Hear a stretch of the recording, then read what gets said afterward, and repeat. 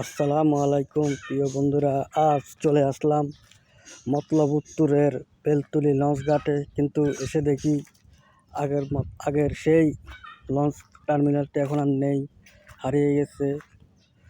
Launch চলাচল বন্ধ হয়ে গেছে এই অঞ্চল থেকে। তো এসে খুবই খারাপ লাগলো দেখে। আমার এই বেলতলি গ্রামে আমার জন্ম, নানুবাড়িতে আমার জন্ম, বদরপুর গ্রামে। তো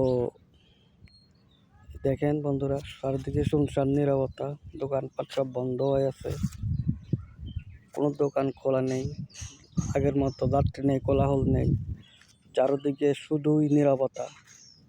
এখন আর আগের মতো লঞ্চ চলাচল করে না এই জায়গায়।